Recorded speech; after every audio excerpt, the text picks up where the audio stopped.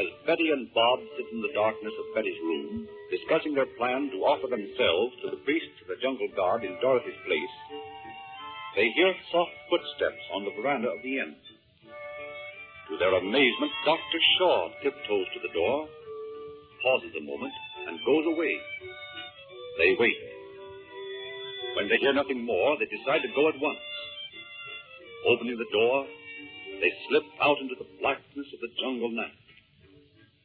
The present act opened 1 hour later. Chandu the Magician.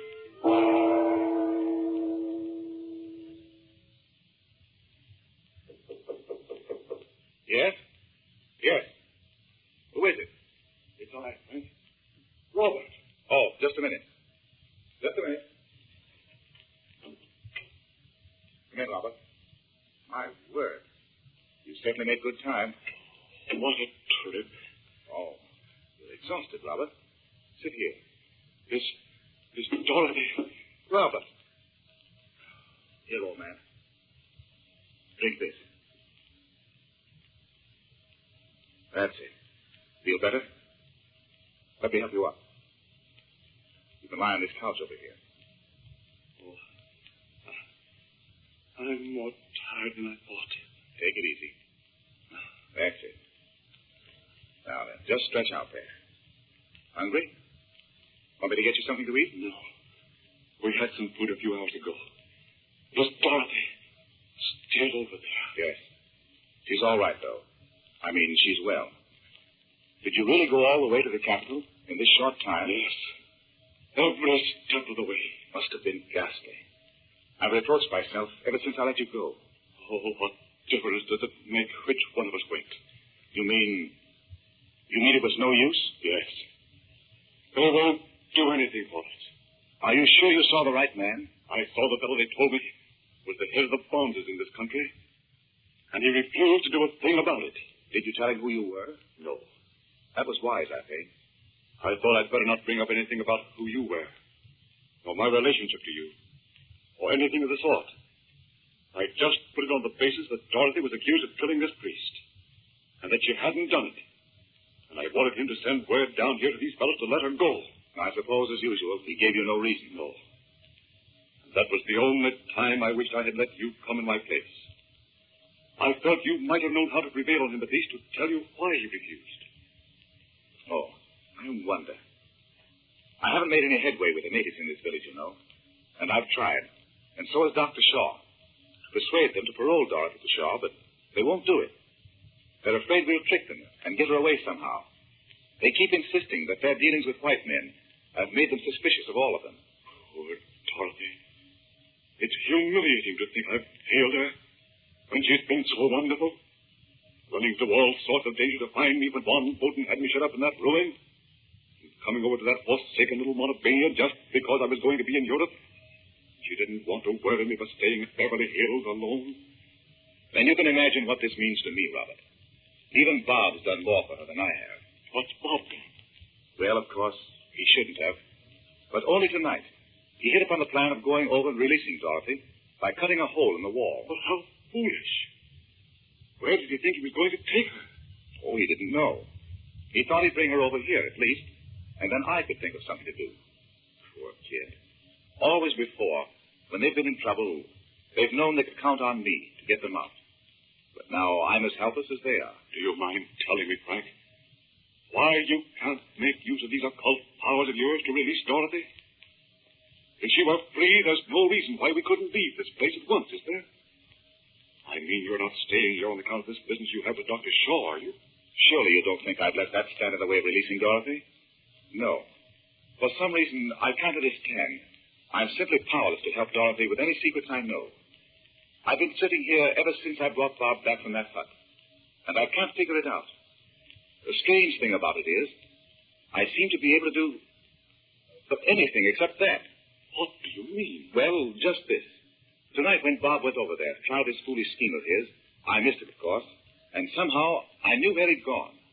I ran over, and there he was, beside a hole he'd already cut in the wall, and a big native was standing beside him with one of those long knives. Great.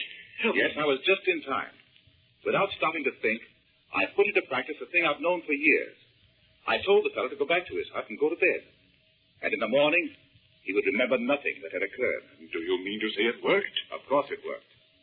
And then Bob told me he tied him up, the guard they have at the door, after knocking him unconscious.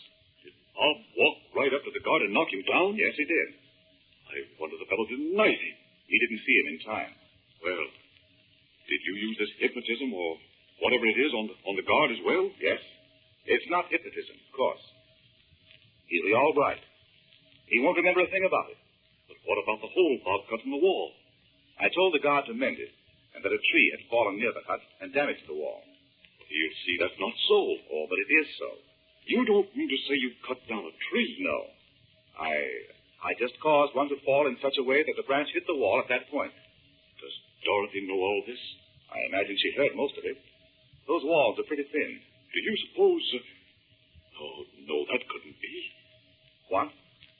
Don't hesitate to speak of my failure, Robert. Nothing could possibly make me feel worse than I do.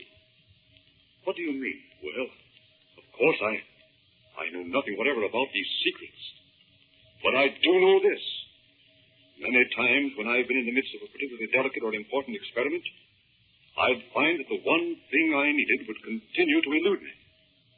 Now, if you still have the power to do any of these things you've learned from the yogi, there's a reason why you can't release Dorothy. And it's not because you've lost the power. I know. I've been over it 1,000 times. And you're right that there's something. Just some one thing that's preventing me. I wish I could help you. No one can help me but myself. That's the irony of the whole thing. I've hardly slept an hour since they dragged Dot away from me, over there in the temple. I go over and over the circumstances. I've tried repeatedly to reach those priests through their native superstitions and fears. Hour after hour, I sit here in the darkness, working, and always with the consciousness that there's a high wall between Dorothy and me. I can't reach her. Listen to me, Frank. You can't go on like this. I've got some stuff here in this little medicine kit that Dr. Shaw gave me. He told me I might find it impossible to sleep in the jungle with all the fatigue and the nervous strain and so on. And he told me to take a few drops of this in water. Now, you've got to get some sleep. Won't you take some of it at least and sleep for a few hours? Let me fix it for you. No. Don't get up. You know if you get a little sleep, you'd have an entirely new slant on this whole thing. And I think that chances are you'd be able to solve it if your mind was clear. Oh, I know you're right. But it's been impossible for me to sleep, of course. Do you know what this reminds me of? Those first awful early days of the war. When our work was disorganized, and the enemy's secret agents were everywhere. And we didn't know what minute one of them would turn out to be someone we'd known and trusted for years. Yes. Except that was somehow impersonal. And you see, this is all my fault. I insisted that Dorothy should come over to Montebania. And that's led to this whole thing. But she wanted to come, Frank. You mustn't blame yourself. She said more than once she felt safer in Europe than she did at home. And she was glad to help you up there in Montebania. Yes, I know.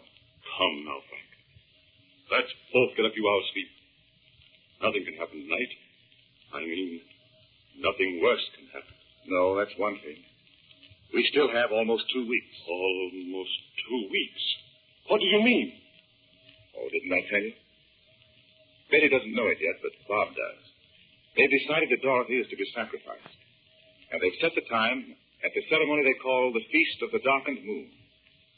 That's in about 2 weeks. Will the ship be here before that? You mean you think we might get Dorothy away by force and make a run for it? Yes. You're armed, of course. I have a pistol, and Bob has one, but I don't know how far we'd get in a scrap with those fellows. There are hundreds of them in the jungle in this vicinity. We'd do much better to trick them in some way. But how? And in any event, we'd have to wait for the steamer, wouldn't we? I wonder. You mean you have a plan of some sort? Even if you aren't able to make use of your occult powers? Well, it's hardly as definite as a plan, but at least it's an idea. Oh, sorry. Oh, my word. I'm fagged out. Why don't you go to your room and turn in? I'd like to see you get some sleep. Where are you going? Listen, Robert. Before you left, did you notice that Dr. Shaw acted very strangely? Tell you the truth, Frank, I thought he did, too. But I hadn't met him before, you know. And I thought perhaps he'd always been that way. Why? There's something very queer about him that I'm going to investigate. See here, Frank. You don't mean you think Shaw was mixed up in this native mumbo-jumbo, do you? Why, it's unthinkable. When you've been in this part of the world as long as I have, Robert, you'll know nothing's unthinkable. You know what he said that day about being strangely affected by the native ceremonials? No. I didn't hear that. I'm going to see what I can find out about that workshop of his. He has a little back room there where no one ever goes except himself. And I've tried to get in there and see what he's up to. But you can do that in the morning, can't you? I invite him to go with me for a little walk down to the sea. While we're gone, you can explore as much as you like. How's that? Yes, that's right. That's just what I'll do. Poor old Robert. He'll have a sleep already. I'll just look in on Bob and see if he's really stayed in bed. Bob? Bob? Just as I said, he's not there. You don't think? Where are you going, Frank? I'm going to see if Betty's in her room. Betty Lou. They're both gone. Do you think someone's taken them away? Quick, let's go and see what's going on over there, where that drum's beating. Hurry.